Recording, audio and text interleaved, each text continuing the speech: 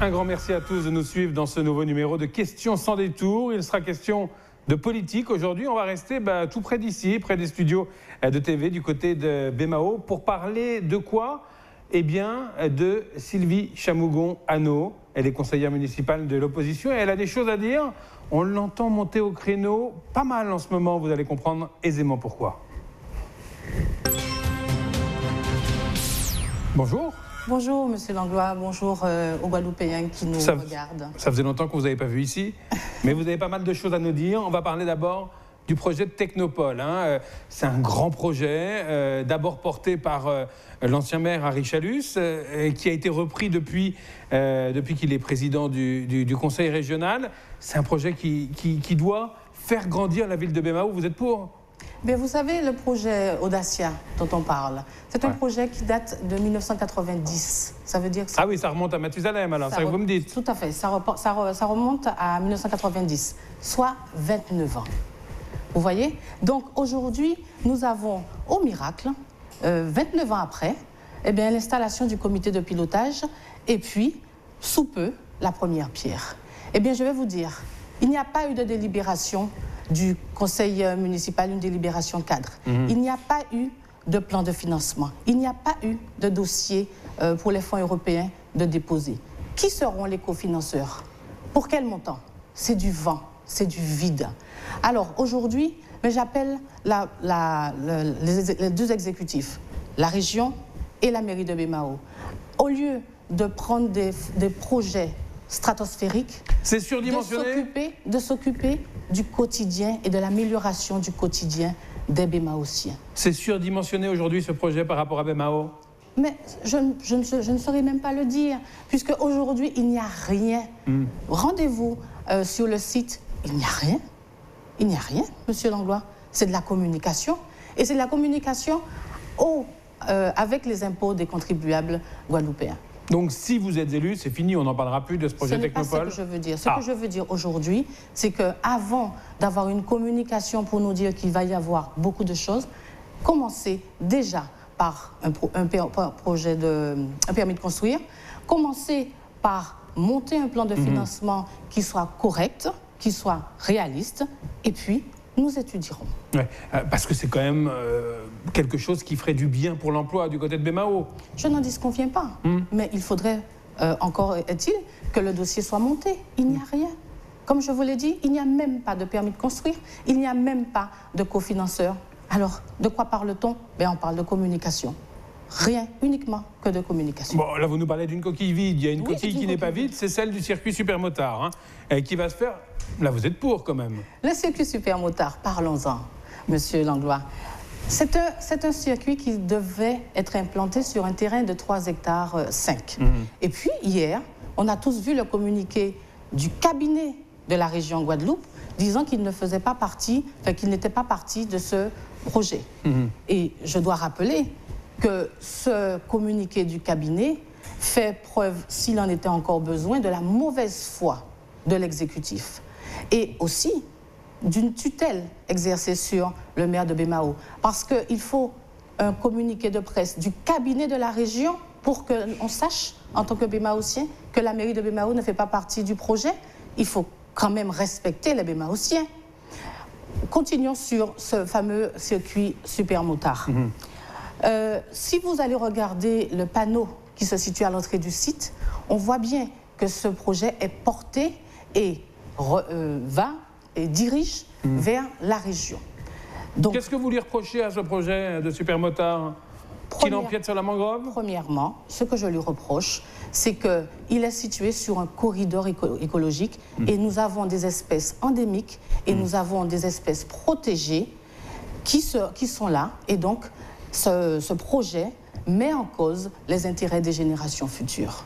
Et je dis que la mauvaise foi de l'exécutif, c'est de dire qu'il n'était pas parti. Parce que dans le plan de convergence de la région Guadeloupe, ce projet figure en bonne place. Donc il faut arrêter les mensonges vis-à-vis de la population guadeloupéenne et encore plus de la population bémaotienne. Donc j'appelle les exécutifs, la région Guadeloupe et la mairie de BMAO à plus de raison. Et puis j'appelle la mairie de BMAO à se concentrer sur ce qui fait l'essentiel, c'est-à-dire l'amélioration du quotidien des Bémaossiens. Et ça, on ne fait pas partie, ça? Notamment, de faire en sorte qu'il n'y ait plus de remontée d'eau usée dans les quartiers et notamment à Fonsarail. Mais on sait bien, par exemple, que cette technopole, je vous parlais de l'emploi, ça occupera les jeunes également. Cette piste Supermotard, c'est une réelle demande qui existe depuis des années. On ne peut pas non plus dire aujourd'hui et dire qu'il ne faut rien faire. Hein. Soit, Monsieur Langlois, eh bien, j'appelle les exécutifs et notamment la mairie de Bémao à trouver un site qui soit conforme à la réglementation et qui préserve l'environnement. Donc je ne suis pas contre fondamentalement le principe du projet. Ce que je dénonce, et d'ailleurs j'apporte un soutien appuyé aux associations environnementales, c'est la situation de ce projet dans la mangrove. Parce que vous les avez rencontrés? Oui, j'ai rencontré toutes ces associations et toutes ces associations sont vent debout contre ce projet. Et c'est pour ça, miracle, que le cabinet de la région Guadeloupe se retire. Alors je demande le retrait officiel de ce projet dans la mangrove à Bémao. Parmi les choses bien qui se font à Bémao, vous avez quand même quelques exemples à nous donner. Le développement de jarry qui se poursuit, ça va dans le bon sens? Le problème, ça se fait encore, vous allez me dire, au détriment de la population? Non, j'aurais souhaité que les routes soient moins défoncées à Jarry, premièrement, et que deuxièmement, il y ait moins d'embouteillages. Mais ça, c'est très simple, hein.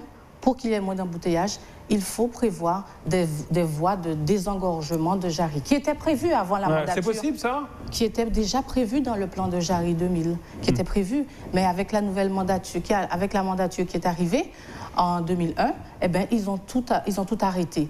Eh bien, je vais vous dire qu'aujourd'hui, le maire par intérim, qui est à Bémao, et l'exécutif régional, aujourd'hui, ils sont usés. La municipalité de Bémao, ça fait 3 mandatures qu'elle est en place, 18 ans. Pas avec le même maire, hein? Oui, mais c'est la même équipe. Ah. C'est la même équipe, monsieur Langlois, je ne fais pas de différence. Aujourd'hui, ils sont usés, ils sont obsolètes. Ils n'ont plus d'idées. Il faut de nouveaux souffles à Bémao. Parce qu'il faut... Et vous l'incarnez, ce nouveau souffle? Tout à fait, avec mon équipe. Nous sommes une équipe dynamique et nous avons besoin de la population de Bémao pour pouvoir insuffler autre chose à Bémao. Justement, votre équipe, elle est composée de qui aujourd'hui? De Bémaossiens, de jeunes Bémaossiens, de jeunes femmes et hommes dynamiques qui ont une réelle envie de travailler et aussi qui croient en les Bémaossiens. La politique attire encore alors si vous arrivez à faire venir des jeunes, parce qu'elle a mauvaise presse, la politique. Oui, mais il faut faire de la pédagogie et c'est ce que je fais en permanence. De la pédagogie et du terrain pour pouvoir convaincre les Bémaossiens de s'engager parce qu'il faut de nouveaux souffles à Bémao. Alors on sait que vous, vous serez sur la ligne de départ. Oui. Mais vous serez contre qui, vous le savez ça? J'attends qu'ils se mettent d'accord. Pour le moment, ils ne sont pas d'accord. Moi, je suis... vous êtes dans les tractations, vous ne savez pas. Je suis bémaossienne. Oui, donc vous savez un petit peu ce qui se passe en sous-main. Non, mais en tout cas, je suis bémaossienne. Donc, peu importe le candidat qui sera face à moi, je suis déjà sur la ligne de départ. Avec mon équipe, nous faisons des rencontres de quartier, nous rencontrons la population parce que le projet que je présenterai en 2020 à la population est co-construit avec les habitants de Bémao pour que ça puisse coller parfaitement avec les attentes des Bémaossiens. Un dernier mot, il concernera la communauté d'agglo du Grand Sud Caraïbes avec un déficit abyssal, 75 millions d'euros. Ça vous inspire quoi, vous, en tant que conseiller communautaire? Eh bien, vous savez, je fais un peu le parallèle avec l'évolution statutaire ou institutionnelle. Je vous dirais que j'entends parler d'évolution institutionnelle ou statutaire, mais je me dis que ce sont bien plus les hommes et les femmes qui sont en cause et non pas ni le statut ni les institutions. Aujourd'hui, il nous faut travailler sur un renouveau des institutions, un renouveau des hommes et des femmes qui vont présider aux destinées des collectivités de la Guadeloupe. Merci à vous. Merci beaucoup. À très bientôt sur l'antenne. Merci à toute la population. Parfait. À très bientôt sur l'antenne de TV. On se retrouvera très vite sur notre antenne pour un nouveau numéro de Questions sans détour.